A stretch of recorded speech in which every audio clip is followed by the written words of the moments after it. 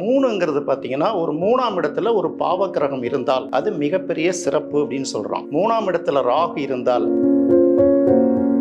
3ஆம் இடத்துல ராகு இருந்தாலும், கேது இருந்தாலும் மிகப்பெரிய பலம். 3ஆம் இடத்துல கேது இருந்தா, அவங்க கடவுளை போய் கும்பிட வேண்டிய அவசியமே கிடையாது. கடவுள் அவங்க இருக்கிற இடத்துக்கு தேடி வருவார்கள். பொதுவா பாவக்கிரகம் இருந்தாலே, புலியை கண்ட பசி எப்படி நடுநடுங்கி போகும். அந்த மாதிரி 6ஆம் இடத்துல ராகு இருந்தாலோ, கேது இருந்தாலோ, அவர்களோட எதிரிகள் இருப்பாங்கல்ல.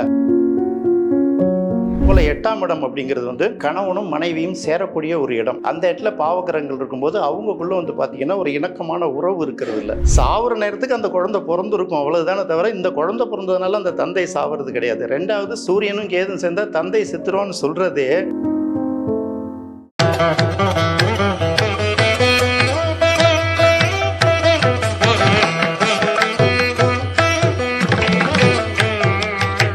திருவாரூர் டிவி நேயர்களுக்கு வணக்கம். இன்னைக்கு நம்ம கூட இணைஞ்சிருக்கிற சிறப்பு விருந்தினர் மூத்த பத்திரிகையாளர், ஜோதிட ஆய்வாளர் மற்றும் அரசியல் விமர்சகர் திரு ராஜேந்திரன் அவர்கள். ஐயா வணக்கம். அம்மா உங்களுக்கு வணக்கம், திருவாரூர் டிவி நேயர்களுக்கும் வணக்கம்.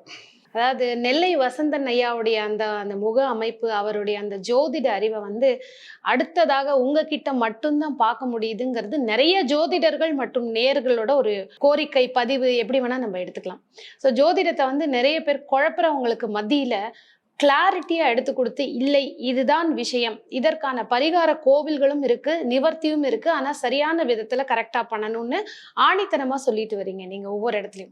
இன்னைக்கு வந்து முதல் பதிவு என்ன அப்படின்னு பாத்தீங்கன்னா, இந்த 3, 6, 8, 12ன்னு சொல்லக்கூடிய ஸ்தானங்கள் லக்னத்திலிருந்து இங்க வந்து ராகுவோ கேதுவோ அமர்ந்திருக்கும் பொழுது ஒருத்தருக்கு ஆபத்து அப்படிங்கிற மாதிரி குறிப்பிடுறாங்க. அதே மாதிரி ராகு திசை நடக்கும்போது அது வந்து தந்தையின் உயிருக்கே கூட ஆபத்தாக போய் முடியும்னு சொல்றாங்க. இதை பத்தின உங்களுடைய கருத்துக்கள். இதுல வந்து பாத்தீங்கன்னா 3, 6 அப்படிங்கிறது வந்து உபஜயஸ்தானம், 8ங்கிறது பணபரஸ்தானம், 12ங்கிறது விரயஸ்தானம். அப்படி வச்சுக்கோங்க.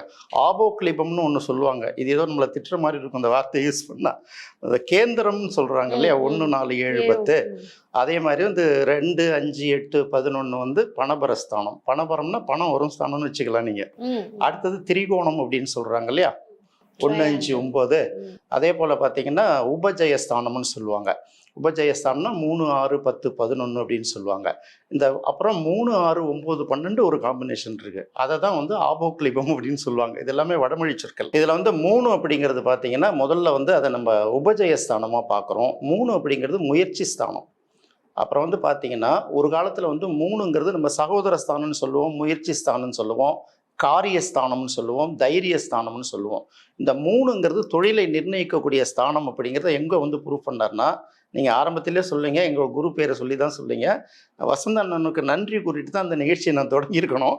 பட் அவர் சொல்லுவார் ஒரு இடத்துல, அதாவது எல்லாமே 10ஆம் இடம் தான் தொழில் ஸ்தானம் அப்படின்னு சொல்லிகிட்டே இருப்பாங்கல்ல. 10ங்கிறது எப்போ தொழில் ஸ்தானம் அப்படின்னு கேட்டிங்கன்னா, யார் யாரெல்லாம் வந்து தந்தையோட தொழிலை செய்கிறாங்களோ அப்போதான் வந்து 10ஆம் இடம். ஒரு காலத்துல தந்தையோட தொழில் தான் மகன் செஞ்சுட்டு இருந்தாங்க. இப்போ அப்படி கிடையாது இல்ல. யார் வேணாலும் என்ன தொழில் வேணாலும் செய்யலாம், யார் வேணாலும் என்ன வேணாலும் படிக்கலாங்கிற கால மாற்றங்கள் வந்துருச்சு இல்ல.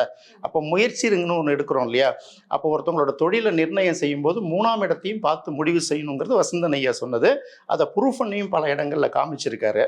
ஸோ அந்த 3ங்கிறது பார்த்தீங்கன்னா ஒரு 3ஆம் இடத்துல ஒரு பாவக்கிரகம் இருந்தால் அது மிகப்பெரிய சிறப்பு அப்படின்னு சொல்றோம்.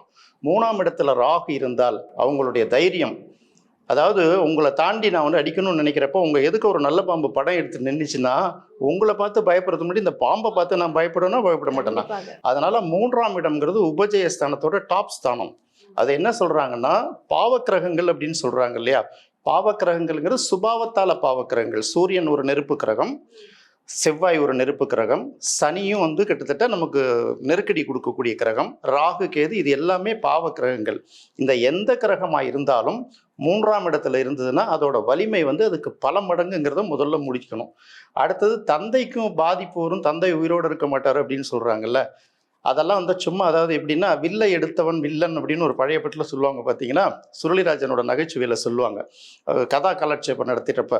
அப்போ கூட உட்காந்துருக்கிறவர் கேட்பாரு, வில்லை எடுத்தவன் வில்லன் அப்படின்னா ராமாயணத்தில் வர்ற ராமன் வில்லனா அப்படின்னு கேட்பாரு. அப்படி இல்லை, வில்லனுங்கிறது உத்தம வில்லன், வில்லில சிறந்தவன் வில்லாளன், அதுக்கு வில்லன். வில்லனுங்கிறது தமிழ் வார்த்தையே கிடையாது. அதாவது அது அப்படி இருந்ததுன்னா இதுவும் இப்படி இருக்கும் அப்படிங்கிற மாதிரி ஒரு முடிவை பண்ணி தவறா பேசுற ஒரு சப்ஜெக்ட் அது. அப்படி கிடையாது. 3ஆம் இடத்துல ராகு இருந்தால் மிகப்பெரிய வலிமையானவர்கள். எவ்வளவு தோல்வி வந்தாலும் அதை தாண்டி ஜெயிக்கணுங்கிற ஆக்ரோஷம் இருக்கும். எவ்வளவு போராட்டம் வந்தாலும் அதை தாண்டி இவங்க ஜெயிச்சிருவாங்க. அதனால அதுக்கு வெற்றி ஸ்தானத்தில் பாதி வெற்றி ஸ்தானம் அதுக்கு பேர். முதல்ல நீங்கள் வெற்றியை அடையணும்னு நினச்சிங்கனாலே அந்த வெற்றியை அடையணுங்கிற எண்ணமும் முயற்சியும் உங்களுக்கு வேணும்ல, அதனால் அதை முயற்சி ஸ்தானம்னு சொல்லுவாங்க. அதனால் 3ஆம் இடத்துல ராகு இருக்கிறத விட மிகப்பெரிய வலிமை இந்த உலகத்தில் எதுவுமே கிடையாது. ஆனால் அந்த ராகுவோட சேர்ந்து இருக்கக்கூடிய கிரகங்கள் பார்க்கக்கூடிய கிரகங்களை வச்சு அதோட தன்மை மாறுபடும். அதை நம்ம முடிவு எடுத்துக்கணும். அப்படி பார்த்தா கூட இது எப்படி தந்தையாரோட நேராக வராங்க அப்படின்னு பார்க்குறாங்கன்னா, இவங்க என்ன அடிப்படையில் சொல்கிறாங்கன்னா, 3ஆம் இடத்துல இருக்கக்கூடிய ராகு 7ஆம் இடத்துல கண்டிப்பாக கேது இருக்கும் இல்லையா. 9ஆம் இடத்துல இருக்கிறது ஒரு பாவகிரகம்ங்கிறது அவ்வளோ சிறந்தது இல்லை. அப்போ 9ஆம் இடத்து கேதை தான் நீங்கள் பார்க்கணும். 3ஆம் இடத்து ராகுனால பலம் பாதிக்கப்படுதுன்னு சொல்கிறதே முதல்ல ஒரு தவறான அணுகுமுறை. அதாவது அடிப்படை ஜோதிடத்தை முழுமையாக படிக்காத ஒரு அணுகுமுறை அப்படின்னு தான் நம்ம சொல்லணும். அடுத்தது இன்னொரு விஷயத்த நம்ம சொல்ல போகிறோம். 3ஆம் இடத்துல ராகு பற்றி கேட்டீங்க. அதே போல் 3ஆம் இடத்துல கேது இருந்தால் அப்படின்னு ஒன்று இருக்கு இல்லையா. இந்த கேதுங்கிறது 3ஆம் இடத்துல இருந்தால் அதை விட மிகப்பெரிய வலிமை இந்த உலகத்தில் எதுவுமே கிடையாது. நிறைய பேர் பேசுவாங்க தேவதை வசியம், தேவதை வசியம்னு ஒரு சப்ஜெக்ட் பேசிட்டு வராங்கல்ல. மிகப்பெரிய சயின்டிஸ்ட் இருக்காங்க இல்லையா, ஒவ்வொரு துறையிலும் மிகப்பெரிய லெவலுக்கு சாதிச்சவங்க இருப்பாங்கல்ல. கேட்டிங்கன்னா ஒரு செகண்டில் எனக்கு என்னவோ தோணுச்சு அதை செஞ்சேன் அப்படின்னு சொல்லுவாங்க. ஒரு செகண்டில் மாறும்.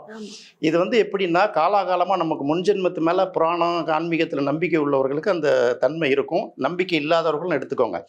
அவங்களுக்கு அந்த மூளை இருக்குல்ல, மின்னல் வேகத்தில் வேலை பார்க்கும். ஸோ அதை என்ன பண்ணுவாங்கன்னா, யாரோ ஒருத்தவங்க உள்ளார இருந்துட்டு இவங்களுக்கு அந்த ஐடியாவை சொல்கிற மாதிரியே இருக்கும்பாங்க. அதுக்கு பேர் தேவதை வசியம் அப்படின்னு பேர். இதுக்கு எப்படின்னா, தேவதைகள் உங்களுக்கு பின்னாடி இருந்து உங்களுக்கு ஆசீர்வாதம் பண்ணிக்கிட்டே இருக்கும். யார் சொல்கிறாங்கன்னே தெரில, எனக்கு இப்படி தோணுது, இல்லைன்னா யாரோ சொல்கிற மாதிரி காதில் கேட்குது, என் மனசுக்குள்ளேயே தோணுது, இல்லைன்னா பின்னாடி நடக்கிற மாதிரி முன்னாடி தோணுது அப்படின்னு சொல்கிறாங்கல்ல. கேதுக்கு அவ்வளவு பெரிய பவர். 3ஆம் இடத்துல கேது. 3ஆம் இடத்து கேது. 3ஆம் இடத்துல ராகு இருந்தாலும் கேது இருந்தாலும் மிகப்பெரிய பலம். 3ஆம் இடத்துல கேது இருந்தால் அவங்க கடவுளை போய் கும்பிட வேண்டிய அவசியமே கிடையாது. கடவுள் அவங்க இருக்கிற இடத்துக்கு தேடி வருவார்கள். உண்மையிலே இறைவன் தன்மை தானே, கடவுளுங்கிறது ஒரு உயர்ந்த தன்மை தானே. அந்த தன்மை எங்கே இருக்கோ அவங்களுக்கு தன்னால் தேடி வரும். அதாவது இதை அடிப்படையை தெரிஞ்சுக்காம தப்பாக பேசிட்டு இருக்காங்க. நம்ம தனிப்பட்ட முறையில் யாரையும் நம்ம குறை சொல்றது இல்லை. நெல்லை வசந்தன் ஐயாவை பற்றி ஸ்டார்டிங்கில் நம்ம நிறைய பேசணும் இல்லையா. அவர் எப்படி இவ்வளோ விஷயங்கள் கண்டுபிடிச்சாரு அப்படின்னு நாங்கள் கேட்போம். எப்படி இப்படிலாம் பேசுகிறாருலாம் நாங்கள் யோசித்து கேட்போம். அப்போ ஒரு விஷயத்த சொன்னார். 3ஆம் இடத்துல கேது இருந்தால் தேவதை விஷயம் ஆட்டோமேட்டிக்காக கிடைக்கும் தம்பி, இது இந்த ஜென்மத்து தொடர்பு இல்லை, பல ஜென்மத்து தொடர்பு அப்படின்னு சொல்லியிருப்பார். ஸோ தேவதை விஷயம் ஒருத்தவர்களுக்கு இருந்தால் அவங்களுக்கே தெரியாது. அவங்களுக்கு இந்த புது புது கண்டுபிடிப்புகள்லாம் ட்ரபிள் ஷூட்டிங்லாம் பண்ணுறாங்க பாருங்கள். இது எல்லாத்துக்குமே 3ஆம் இடத்து கேது ரொம்ப அவசியம். இதை முதல்ல தெரிஞ்சுக்கணும். இப்போ நம்ம 3, 6, 8, 12 ராகு கேதை பற்றி தான் பேசிட்டு வரோம் இல்லையா. அடுத்தது 6ஆம் இடம். 6ஆம் இடம்ங்கிறது வெற்றி ஸ்தானம்னு பேர். முதல்ல அதை கடன் சத்துரு ரோகம்ங்கிறது அது ஒரு ஸ்தானம் தான். அதுக்கு வெற்றி ஸ்தானம்னு பேர். நீங்கள் ஒரு போர்க்களத்துலேயும் சரி, ஒரு விளையாட்டு போட்டியிலையும் சரி, தேர்தல்லையும் சரி, போட்டி தேர்வுகள்லையும் சரி, எதுலையாவது நீங்கள் வெற்றி பெறணும்னா உங்களுக்கு 6ஆம் இடம் வலிமையாக இருந்தால் தான் நீங்கள் வெற்றி பெற முடியும். 6ஆம் இடம் வலிமையாக இருந்தால் தான் நோயை எதிர்த்தும் போராட முடியும். அதுதான் நோயை கொடுக்குற ஸ்தானமும் கூட. நோயை எதிர்த்தும் போராட முடியும். அப்போ என்ன சொல்கிறாங்கன்னா, பண்டைக்கால ஜோதிட நூல்கள் மூத்த ஜோதிடர்கள்ட்ட பேசும்போது அவங்க என்ன சொல்கிறாங்கன்னா, 6ஆம் இடத்தில் ஒரு பாவக்கிரகம் இருந்தால், ராகு இருந்தாலும் சரி, கேது இருந்தாலும் சரி, மற்ற கிரகத்தை நம்ம அப்போ பேசுவோம். ஏன்னா நீங்கள் இப்போதைக்கு ராகு கேது தான் கேட்டிருக்கீங்க மட்டும்தான் நம்ம பேஸ் பண்ணி இப்போ இந்த ஒரு பதிவு. அப்போ ராகு இருந்தாலும் சரி, கேது இருந்தாலும் சரி, அதாவது பொதுவாக பாவக்கிரகம் இருந்தாலே அந்த புலியை கண்ட பசி எப்படி நடுநடுங்கி போகும், அந்த மாதிரி 6ஆம் இடத்துல ராகு இருந்தாலோ கேது இருந்தாலோ அவர்களோட எதிரிகள் இருப்பாங்கல்ல, அவங்களை கண்டு நடுநடுங்கி போயிருப்பாங்க அப்படிங்கிறது முதல்ல புரிஞ்சுக்கணும். பயப்படுவாங்க. இவர்களை கண்டு மற்றவர்கள் பயப்படுவாங்க இருந்தால். அப்ப ஒருத்தன் கடன் கொடுத்துருக்கான்னு வச்சுக்கோங்க, அவனுக்கு இன்னைக்கு பார்த்து எப்படியாவது வாங்கிடணும்னு போவான். போனோன்னா அங்க வடிவேல் ஏன்பா அதை இல்லைன்னு சொல்ல வேண்டியது தானே, கண்ணாப்புனான்னு கேட்டா அவன் 2 அடி அடிச்சுன்னா இதை முன்னாடியே சொல்லலாம்னு போவாங்கல்ல. அப்படிதான் போவாங்க, போய் ஆவேசமா வாங்கணும்னு போவாங்க. ஆனா அவனை பார்த்தோன்னே ஏதோ ஒரு பயம் உள்ளுக்குள்ள, சரி சரி நீங்க அப்புறமா கொடுங்க அப்படின்ட்டு வந்துருவாங்க. அது ஏதோ ஒரு பயம் அவங்கள உள்ளுக்குள்ள பயமுறுத்துது. அவங்க வலிமையானவர்களா இல்லையான்னு தெரியாது, ஆனா வலிமையானவங்க மாதிரி எதிரிகள் அவங்களை கண்டா பயப்படுவாங்கம்பாங்க. அதே போல் நோய் அப்படின்னு சொல்கிறோம்ல, எந்த நோய் வந்தால் கூட ரொம்ப போராட்டம் இருந்தால் கூட அதுலேருந்து மீண்டு வந்துடுவாங்க. 6ஆம் இடத்தை பாவக்கிரகங்கள் பார்த்தால் கூட இந்த பலன் உண்டு, அதையும் சேர்த்து சொல்கிறேன். அதே போல் அந்த இடத்துல ராகு இருந்ததுன்னா அப்போ எவ்வளோ பெரிய பலம் அது, மிகப்பெரிய பலம் தானே. அதை 3, 6, 10, 11 உபஜய ஸ்தானங்கள்ல ராகு கேது இருந்தாலே பலம். அதனால அதை போய் நம்ம பெருசா எடுக்க முடியாது. ராகு இருந்தா என்ன மாதிரி கொடுக்கும், கேது இருந்தா என்ன மாதிரி கொடுக்கும் அப்படின்னு தான் மெயினா பார்க்கணும். ராகுங்கிறது கிட்டத்தட்ட 6ஆம் இடம்ங்கிறது கிட்டத்தட்ட அடிவயிறு மேல் வயிறு ஒட்டுன ஒரு ஏரியா இல்ல. ராகு இருக்கும்போது பாத்தீங்கன்னா வயிற்றுல சின்ன சின்ன பிரச்சனைகள் இருக்கும், அதனால எந்த பாதிப்பும் வராது. கேது இருக்கிறவங்க என்ன பண்ணுவாங்க, ஒழுங்கா வேலைக்கு சாப்பிட மாட்டாங்க. பிள்ளைங்களுக்கே பார்த்தீங்கன்னா ஸ்கூல் படிக்கிற பிள்ளைங்களுக்கு நீங்கள் டிஃபனில் லஞ்ச் எடுத்து கொடுத்தீங்கன்னா கொஞ்சோண்டு சாப்பிட்டுட்டு அப்படியே மீதி எடுத்துகிட்டு வந்துடும். இல்லாட்டி என்ன பண்ணும், சாப்பிடாமலே வீட்டுக்கு எடுத்து வந்துடும். நீங்கள் வேலை தவறி தான் சாப்பிடுவாங்க. ஸோ அதனால் அது மைனஸ் கிடையாது. 6ஆம் இடத்துல கேது இருந்தாலோ ராகு இருந்தாலோ மிகப்பெரிய வலிமை. ஓகே, அடுத்தது 8ஆம் இடத்தை பார்க்கணும். 8ஆம் இடம்ங்கிறது முக்கியமாக பார்த்தீங்கன்னா வயிறை குறிக்கக்கூடியது தான். கிட்டத்தட்ட அது வந்து ஆண் பெண்ணோட மர்ம உறுப்புகளையும் குறிக்கக்கூடியது அப்படின்னு வச்சுக்கலாம். அப்போ 8ஆம் இடத்துல ராகுவோ கேதுவோ இருந்ததுன்னா அது ஓரளவுக்கு மைனஸ், அதை நம்ம வந்து மறுக்க முடியாது. என்னன்னா வயிற்றுல உடல் ரீதியான சில பிரச்சனைகளை கொடுக்கும். ஃபுட் பாய்சன் ஆகுது இல்லையா, வயிற்றுல நாக்குப்பூச்சி இருக்குன்னு சொல்றாங்கல்ல, குடல் புண்ணு இருக்குன்னு சொல்றாங்கல்ல, அதே மாதிரி சில பிரச்சனைகள். சில பேர் இந்த கரு உறும்போது கூட சின்ன சின்ன பிரச்சனைகள் அதுக்கு உண்டு, அதை நம்ம இல்லைன்னா சொல்லக்கூடாது. ராகு இருந்தாலும் சரி, கேது இருந்தாலும் சரி. அதே போல 8ஆம் இடம் அப்படிங்கிறது வந்து கணவனும் மனைவியும் சேரக்கூடிய ஒரு இடம். அந்த இடத்துல பாவகிரகங்கள் இருக்கும்போது அவங்களுக்குள்ள வந்து பார்த்தீங்கன்னா ஒரு இணக்கமான உறவு இருக்கிறது இல்லை. அந்த மாதிரி சின்ன சின்ன பிரச்சனைகள் இருக்க தான் செய்யுது. அப்புறம் வம்பு வழக்குகளுக்கு வரும்போது அது 8ஆம் இடம்னாலே வந்து நமக்கு வந்து கஷ்டத்தையும் அவமானத்தையும் கொடுக்குற இடம் தானே சொல்கிறோம். சில பேர் வந்து பார்த்தீங்கன்னா மற்ற கிரகங்களோட சில சேர்க்கைகள் இருக்கும்போது இந்த ஃபுட்டில் பாய்சன் ஆகி இறந்து போகிறவங்க, அந்த மாதிரி பாய்சன் சாப்பிட்டு இறந்து போகிறவங்கலாம் சில பேர் இருக்காங்கல்ல, அந்த மாதிரி அதுக்குன்னு பயப்பட வேண்டிய அவசியம் இல்லை. அது அதாவது தப்பி தவறி உணவுல விஷம் கூட கலந்துரும். இப்போ சாப்பாட்டில் பள்ளி விழுந்துருச்சு, பூச்சி விழுந்துருச்சு சொல்ல அப்படி கூட விடும் சில பேர். இது வந்து ஒரு சின்ன விஷயம்தான். அதை சுபகிரகங்கள் பார்த்ததுன்னா தன்மை மாறிடும். நம்ம அதை மட்டுமே வச்சுக்கிட்டு பேசக்கூடாது. நம்ம வந்து இப்போதைக்கு அந்த இடத்துல தனித்து இருக்கக்கூடிய ராகு கேது அப்படின்னு தனித்து இருக்கக்கூடிய ராகு கேதுகள். ஏன்னா 8ல ராகுவோ கேதுவோ இருந்ததுன்னா 2ல ராகு அல்லது கேது அந்த பக்கம் இருக்கும், அதையும் சேர்த்து தான் சொல்லணும். குடும்பஸ்தானம் இருக்கு இல்லையா, சோ அது மாதிரி பார்க்கும்போது இந்த 8ஆம் இடம்ங்கிறது மாங்கல்ய ஸ்தானம்னு ஒரு பேச்சு சொல்றாங்க. அப்ப திருமணம் பண்ணும்போது மாங்கல்ய ஸ்தானம் சுத்தமா இருக்கணும், பொண்ணோட ஜாதகத்திலையும் மாப்பிள்ளையோட ஜாதகத்திலையும் ஒரு சின்ன கணக்கு. ஆனால் அது சரியான கணக்கு தான், தவறுன்னு சொல்ல முடியாது. அப்போ 8ஆம் இடத்துல வந்து ராகு கேது இருக்கிறது ஓரளவு மைனஸாக எடுக்கலாம். பொதுவாகவே 8ஆம் இடத்துல என்ன கிரகம் இருந்தாலும் சிக்கல் தான். 8ஆம் இடத்துல சனி இருக்கிறது மட்டும் சிறப்பு. ஏன் சிறப்பு அப்படின்னு கேட்டிங்கன்னா, ராகு கேதுக்கு சம்பந்தம் இல்லாத பதிவு இல்லை, பட் இதையும் சொல்கிறேன். ஒரு காரகத்தை குறிக்கக்கூடிய கிரகம் அந்த காரகத்தை குறிக்கக்கூடிய இடத்துல இருந்ததுன்னா அது வந்து காரக பாவன அஸ்தின்னுடுவாங்க. அதாவது குழந்தையை குறிக்கக்கூடிய கிரகம் வந்து குருன்னா 5ஆம் இடம் வந்து குழந்தையை குறிக்கக்கூடிய ஸ்தானம். 5ஆம் இடத்துல குரு இருந்தால் குழந்தை பிறப்புல சில பாதிப்புகள் இருக்கும், குழந்தை போகும் அப்படின்னு மாதிரி. 9ஆம் இடத்துல சூரியன் இருந்ததுன்னா தந்தைக்கும் கொஞ்சம் பாதிப்பு உண்டு, தந்தைக்கும் மகனுக்கும் ஒத்து வராது. அதாவது அந்தந்த இடங்கள்ல அது இருந்தா. 7ஆம் இடத்துல சுக்கிரன் இருந்தா கூட கல்யாணம் பிரச்சனையா இருக்கும். ஆனா ஆயுள் அப்படின்னு குறிக்கக்கூடிய இடம் வந்து 8ஆம் இடம் இல்லையா. இந்த ஆயுளை குறிக்கக்கூடிய 8ஆம் இடத்துல ஆயுளை குறிக்கக்கூடிய சனி இருந்தால் அங்க காரக பவன அஸ்தி வராது. ஆயுள் தீர்க்கம்னு சொல்லிடுவாங்க அந்த இடத்துல. சனி வந்து விதிவிலக்கான விஷயம் அந்த இடத்துல. பொதுவாக சனியை தவிர மற்ற கிரகங்களுக்கு 8ஆம் இடத்துல அவ்வளவு வேல்யூ கிடையாது. சுக்கிரனுக்கு அதை விட மிகப்பெரிய பவர் 8ஆம் இடத்துல சுக்கிரன் இருந்ததுன்னா. 8ஆம் இடத்து சுக்கிரன் ஒருத்தவங்களுக்கு இருந்ததுன்னா அவங்கள்ட்ட போய் காசை வாங்கிட்டீங்கன்னா காசு கொட்டுன்னு கொட்டும் நமக்கு. அவங்களுக்கும் பணப்பஞ்சம் வராது. ஆனா அந்த இடம் வந்து சுக்கிரனுக்கு பகை வீடாவோ பாதக வீடாவோ இல்லாம இருக்கணும். அந்த ஒரு விஷயத்தை தான் பார்த்துக்கணும். இதை மட்டும் பிடிச்சிட்டு நிக்க கூடாது இல்ல, அதுக்காக நான் சொல்ல வரேன். அடுத்தது இன்னொன்னு என்ன கேட்டீங்க, 11ஆம் இடம் 12ஆம் இடம். 12ஆம் இடத்துல கேது இருக்கிறது வந்து ஒரு வகையில சிறப்பு, இன்னொரு வகையில சிறப்பு இல்லை அப்படின்னு சொல்லுவாங்க. ஏன்னா 12ஆம் இடத்துல வந்து கேது இருந்தா முக்தி ஜாதகம் அப்படின்னு சொல்லுவாங்க, மறுஜென்மம் இல்லாத ஜாதகம் அப்படின்னு சொல்லுவாங்க. நான் இதை இதுக்கு முன்னாடி நிறைய சேனல்ல பேசியிருக்கேன், தெளிவாகவே பேசியிருக்கேன். அந்த 12ஆம் இடத்துல கேது இருக்கும்போது மறுஜென்மம் இல்லைன்னு சொல்றாங்கல்ல, இவங்களுக்கு எவ்வளவு பெரிய பண்டிதரை ஜாதகம் கணிச்சா கூட பலன் தப்பா போகும். 12ஆம் இடத்துல கேது இருக்கிறவங்களுக்கு ஜாதகம் பார்க்கும்போதே நீங்க சொல்லிடணும், நான் சொல்ற பலன்லாம் சரியா வரும்னு எதிர்பார்க்காதீங்க, முடிஞ்ச வரைக்கும் சொல்றேன் அப்படின்னு சொல்லிடணும். ஏன்னா சொல்லுவாங்கல்ல, நம்மளுடைய நம்பிக்கை இருக்கு இல்லையா. ஏன்னா நம்மளுடைய கடவுளை நம்பினீங்கன்னா ஜோசியத்தையும் நம்பி தான் ஆகணும்.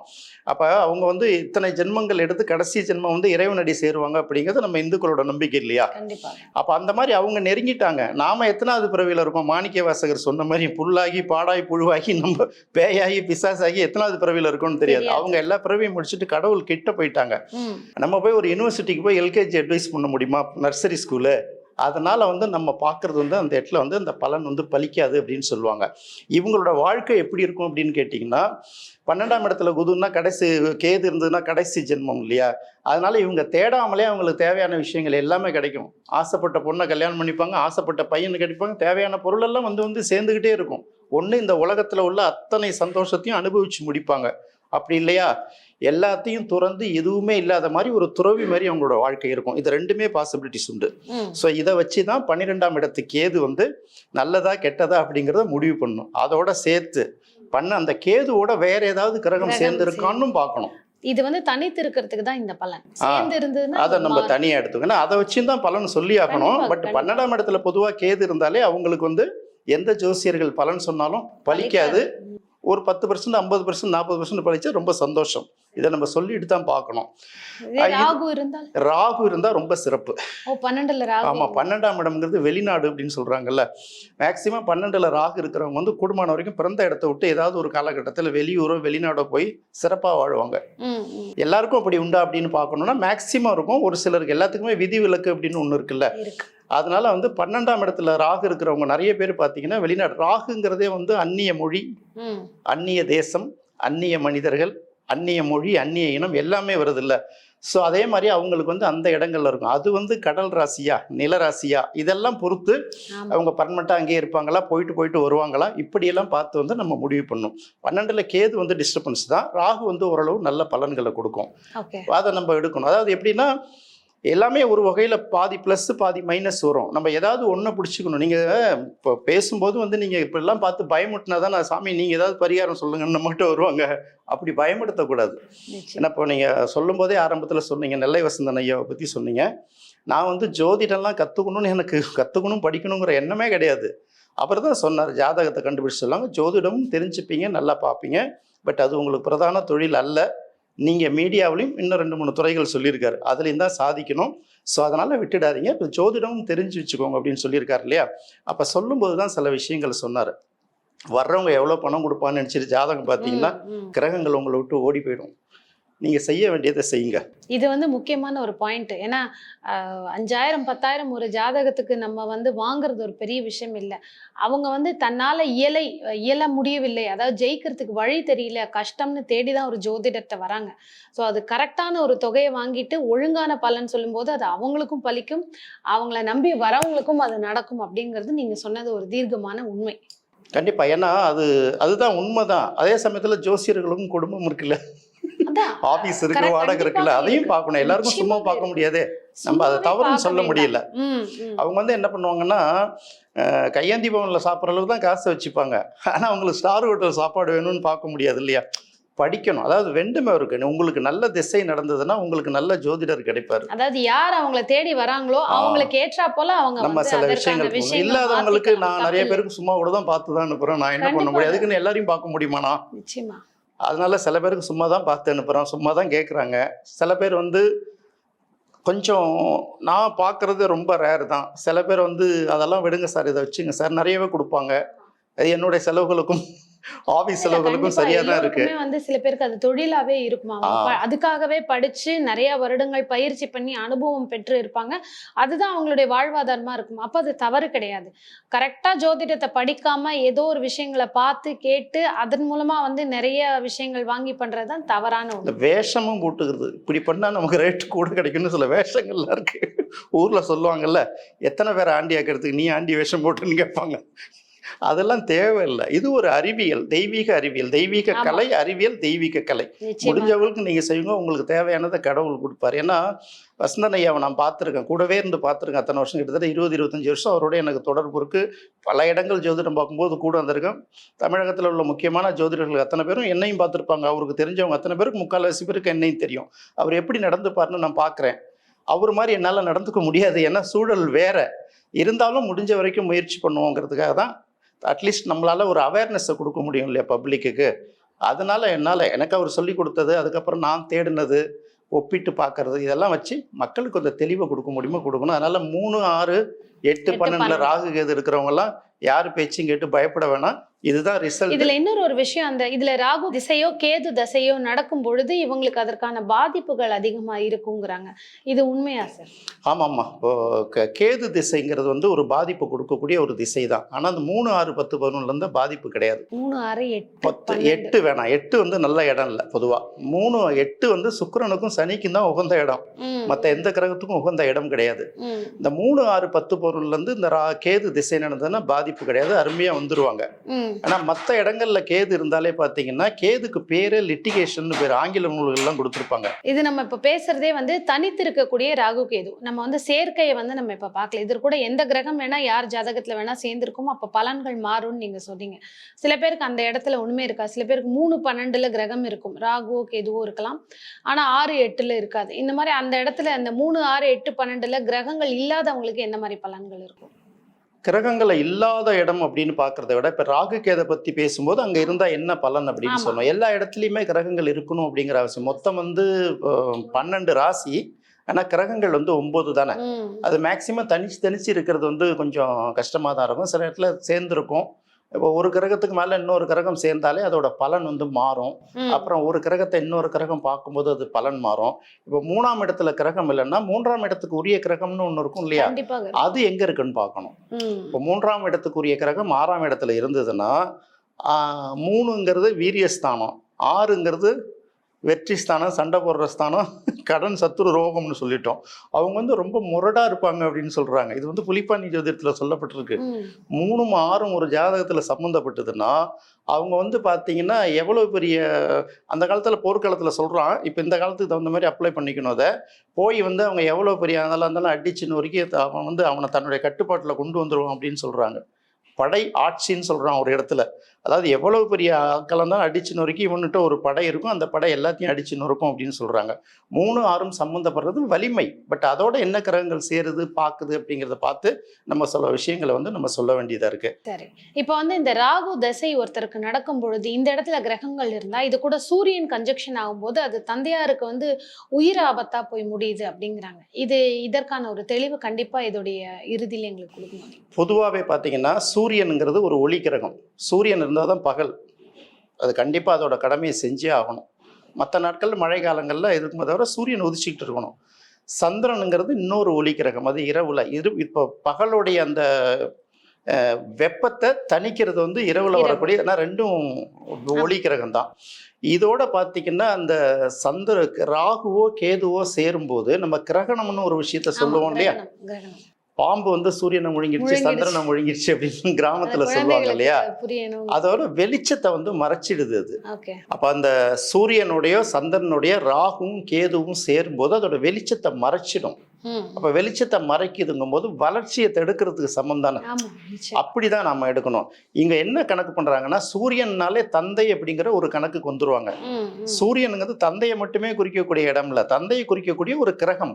ஜாதகத்துல தந்தையை குறிக்கக்கூடிய இது வந்து 9ஆம் இடம்.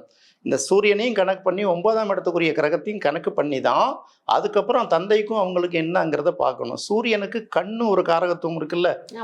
சூரியன் ஒரு கண்ணு, சந்திரன் ஒரு கண்ணு இறைவனுக்கு. சைவத்துல வந்து சிவனுடைய 2 கண்கள் சூரியனும் சந்திரனும் சொல்லுவாங்க. வைணவத்துல என்ன சொல்லுவாங்க, சூரிய நாராயணனுடைய 2 கண்கள் சூரியனும் சந்திரனும்பாங்க. பொதுவா சுக்கிரனுக்கு எடுக்கிற காரகத்துவம் வந்து கண்ணு தான். சுக்கராச்சாரியார்னாலே கண்ணு தான் எடுப்பாங்க. அப்படி வராங்க இல்லையா. அப்ப தந்தைங்கிறது சூரியனுக்கு ஆகாதுங்கிறத கூட கண்ணுல சில பாதிப்புகள் வரலாம் இல்லையா. அப்படி வரணும். ஒருத்தன் இப்போ உங்களுடைய மரணமா என்னுடைய மரணத்தையே நிர்ணயிக்கிறது வந்து எனக்கு பிறக்கிற குழந்தைகள் அல்ல, என்னுடைய ஜாதகம் தான் என்னுடைய மரணத்தை நிர்ணயிக்கும். தாயா இருந்தாலும் பிள்ளையா இருந்தாலும் வாயும் வயிறும் வேற தானே. சாவுற நேரத்துக்கு அந்த குழந்தை பிறந்திருக்கும், அவ்வளவுதானே தவிர இந்த குழந்தை பிறந்ததுனால அந்த தந்தை சாவுறது கிடையாது. 2வது சூரியனும் ராகுவும் சேர்ந்தா, சூரியனும் கேதும் சேர்ந்தா தந்தை செத்துருவான்னு சொல்றதே அப்பட்டமான தவறான ஒரு கருத்து. அது அப்படி அல்ல. இதுக்கு சூரிய கிரகணத்துக்கும் சந்திர கிரகணத்துக்கும் சில பரிகாரங்கள் இருக்கு. அது சில அந்த நேரங்களில் பார்த்து செய்யும் போது பரிகாரங்கள்னா நான் அதை வச்சு இது சொல்றேன்னு நினைக்காதீங்க. இது பார்த்தீங்கன்னா நிறைய பேருக்கு இருக்குமே, என்ன பண்ண முடியும். அதை சந்திர கிரகணம் சூரிய கிரகணம் அன்னைக்கு பிறக்கிறவங்களுக்கு மட்டும் இல்ல, சூரியன் ஒரு மாசம் முழுக்க அந்த ஒரு ராசியில தானே இருக்கும். இப்போ பார்த்தீங்கன்னா இப்போ அடுத்தது பார்த்தீங்கன்னா சூரியன் வந்து புரட்டாசி மாதம், இன்னைக்கு புரட்டாசி மாசம், சூரியன் வந்து இங்க வந்துருச்சு, கன்னி ராசிக்கு வந்துருச்சு. கன்னி ராசியில ஆல்ரெடி கேது இருக்கு. அப்ப அந்த கேதுவோட ஒரு மாசம் சூரியன் தொடர்ந்து இருக்கதானே ஆமா, செய்யும். இருக்கதான் போகுது. அப்ப இந்த மாசத்துல பிறக்கிறவங்க அத்தனை பேரும் கிரகண தோஷம் தானே, கண்டிப்பாக. அதை யோசிக்கணும். அடுத்தது அதே போல சூரியன் வந்து மீனத்துக்கு போகும்போது அங்க ஏற்கனவே ராகு இருக்கு இல்லையா, அப்ப அந்த மாசத்துல பிறக்கிறவங்க அத்தனை பேருக்கும் அந்த அதே இது இருக்க தானே செய்யும். இது வந்து சூரியன் வந்து கன்னியில வரும்போது சந்திரன் வந்து சூரியன் ஏற்கனவே இருக்கு, கேதுவோட இருக்கு, இதோட சந்திரன் சேரும்போது ஒரு கிரகணம் வரும். இந்த சந்திரன் நேர அதோட 7ஆம் இடத்துக்கான மீனத்துக்கு போகும்போது ஒரு கிரகணம் வரும் கிரகணம் வரும். இருக்கு இல்லையா. ஆமா. இது கிரகணமா கிரகண மாதங்கள்ல பிறந்த ஜாதகமான்னு பார்க்கணும் முதல்ல.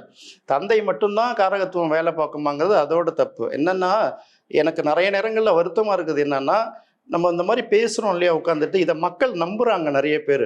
அதுக்காக நமக்கு ஒரு ரெஸ்பான்சிபிலிட்டி வேணும்ல. பயமுறுத்துற வேலைகள் செய்யக்கூடாது இல்லையா. கண்டிப்பா செய்யணும். யாரோட இறப்பையும் யாரும் தடுக்க முடியாது, யாரோட இறப்பையும் மற்றவங்க வந்து நிறுத்தி வைக்கவும் முடியாது. அவங்கவுங்களோட இறப்பு வந்து அவங்கவுங்களோட சுய ஜாதகத்தை பொறுத்தது. இன்னும் சொல்ல போனா மரணத்தை பத்திலாம் எங்க குரு பேசவே மாட்டாரு. உலகியல் ஜோதிடம்னு ஒன்று எடுப்பாரு. இந்த உலகியல் ஜோதிடத்துல பாத்தீங்கன்னா ஒரு ஒரு டிஸ்ட்ரிக்ட்ல பூகம்பம் நடக்குது, சுனாமி நடக்கும்போது எத்தனை நாடுகள் பாதிக்கப்பட்டது. அப்ப எல்லாருக்கும் அந்த நேரத்துல சாவாங்கன்னு அவங்க ஜாதகத்துல குறிச்சு வச்சிருக்காங்களா? நிச்சயமா இல்ல. நிறைய கொரோனா டைம்ல எத்தனை பேர் இருந்தாங்க? ஓகே, கொரோனா டைம்ல முக்கியமான ஜோதிடர்களால் குறிக்கப்பட்ட திருமணங்கள் எவ்வளவு தள்ளி வைக்கப்பட்டது. ஆமா.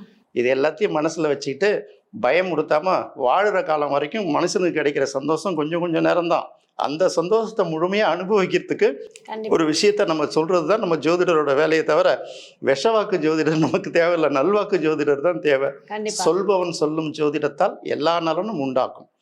ஜோதிடரோட வாக்குஸ்தானம் நல்லா இருந்ததுன்னா அவங்க நல்ல விஷயத்த பேசுவாங்க, அவ்வளவுதான். இப்போ வந்து இந்த கட்டத்துல ராகு கேது இருக்கிறவங்களுக்கு வந்து இந்த கோவில் வழிபாடு பொதுவா நீங்க செய்யுங்க. இந்த 3, 6, 8, 12 இருக்கா, கவலைப்படாதீங்க. இந்த கோவிலுக்கு போங்க, இதற்கான வழிபாடுகள் செய்யுங்க, எந்த கிழமையில செய்யுங்க, உங்களுக்கு நல்லா இருக்கும்னா எந்த கோவிலுக்கு போலாமா? இப்ப சூரியனும் ராகுவும் கேட்டீங்க இல்லையா, சூரியனுக்கு வந்து ராஜான்னு ஒரு பேர் இருக்கு இல்லையா, இருக்கு. ஈஸ்வரன் ஒரு பேர் இருக்கு இல்லையா. சூரியனோட ராகு சேரும்போது நாகராஜா டெம்பிள் போகலாம் இல்லையா. கண்டிப்பாக போலாம். இப்போ நாகர்கோயிலுங்கிற ஒரு ஊர்ல இருக்கிறதே நாகராஜா டெம்பிள் தானே. ஆமா. நாகேஸ்வரன் டெம்பிளுக்கு போகலாம் இல்லையா. ஆமா. இது கேதுவும் கிட்டத்தட்ட அப்படி தானே, கேதுவும் ஒரு பாம்பு தானே. பாம்புதான். அப்போ அதுக்கும் அந்த 2 கோயிலுக்கும் போகலாம் இல்லையா. நிச்சயமாக. இதுதான் அதுல வந்து மெயினா பார்க்க வேண்டியதா இருக்கு. ஓகே. அப்புறம் வேற என்ன கிரகத்தோட சேருதுன்னு கேக்குறீங்க. சந்திரனோட சேரும்போது பாத்தீங்கன்னா ம். சந்திரனுக்கு அம்மன் அப்படின்னு ஒரு பேர் இருக்குல்ல, ஆமா. கேதுக்கு நாகம்னு ஒரு பேர் இருக்குல்ல, நாகாத்தம்மன் போலாம்ல. நிச்சயமாக போலாம். இந்த மாதிரி தான் வந்து கடவுள்களை வர்ணிக்கணும். அது எந்த ராசியில இருக்குன்னு முதல்ல பார்க்கணும். ஓகே. இப்போ உலகியல் ஜோதிடத்துல பாத்தீங்கன்னா தமிழகத்தை ஆளும் கோள்கள் அப்படின்னு ஒரு புக்கு 1992 வாக்குகள்ல வசந்தன் ஐயா ஒரு புக்கு ஃபர்ஸ்ட் எழுதியிருப்பார். அவர் தான் தமிழகத்துல எந்தெந்த ஏரியா எந்தெந்த ராசி மண்டலங்களை வருதுன்னு அழகா எழுதியிருப்பார். இதை எடுத்துட்டு தான் ஆளுக்கால அவங்கவுங்க கண்டுபிடிச்ச மாதிரி பேசிட்டு இருக்காங்க. அதோட மறுபதிப்பு 2004 வந்துச்சு. இப்படியெல்லாம் வந்து அவங்க பேசிட்டு இருக்காங்கல்ல. அப்போ அந்த உங்க ராசி வந்து எந்த மண்டலத்துக்குள்ள வருது. இப்போ ராகுவும் சூரியனும் சேர்ந்து ஒரு மேஷத்துல இருக்குன்னு வச்சுக்கோங்களேன். மேஷம் அப்படின்னு பார்க்கும்போது வேலூர், திருவண்ணாமலை மாவட்டம், திருவள்ளூர், செங்கல்பட்டு, இந்த காஞ்சிபுரம் மாவட்டத்தோட அந்த அவுட்டர் பகுதி, ஆம்பூர் இதெல்லாம் வருது இல்லையா. இந்த ஏரியாக்குள்ள இந்த இது இருந்தா போனா நல்லா இருக்குமா, எந்த நாள்ல போறது அப்படிங்கிறத பார்த்து போகணும். உதாரணத்துக்கு நீங்க சொன்ன அதே இடத்துல ஒருத்தங்களுக்கு இருக்கு அப்படின்னா அவங்க இந்த இடத்துல இருக்கக்கூடிய கோவில்களுக்கு போகலாம். எந்த கிழமைக்கு போகலாம்? அது சூரியன்னா ஞாயிற்றுக்கிழமை போக வேண்டியதுதான். ஓகே, அப்படி எடுத்து அப்படிதான் போகணும். சரி. சந்திரனோட இருந்ததுன்னா திங்கட்கிழமை போகலாம். பொதுவாக இது 2மே கிரகணத்துல வந்துடும். அது வந்து பாத்தீங்கன்னா கிரகணத்துக்கு வந்து அந்த கோயில்கள் உகந்த கோயில்கள் அல்ல. பட் அது வரைக்கும் போற வரைக்கும் அங்க போய் பண்ணாங்கன்னா அவங்களுக்கு ஓரளவு அதுல இருந்து கொஞ்சம் ரிலீஃப் கிடைக்கும். கண்டிப்பா. அப்படிதான் எடுத்துக்கணும். சரி, அருமையான ஒரு பதிவு கொடுத்துருக்கீங்க. 3, 6, 8, 12 ஸ்தானங்கள்ல ராகு கேது தனித்து அமரும் பொழுதுதான் நம்ம இன்னைக்கு பேசியிருக்கோம். அதற்கான பலன்கள் எப்படி இருக்கும், அவங்களுக்கு பொதுவா இந்த கோயிலுக்கு போனா நல்லா இருக்கும்ன்ற குறிப்பையும் கொடுத்துருக்கீங்க. இதே மாதிரி அடுத்த ஒரு பதிவுல சந்திக்கலாம் சார். நன்றி. நன்றி, வணக்கம்மா.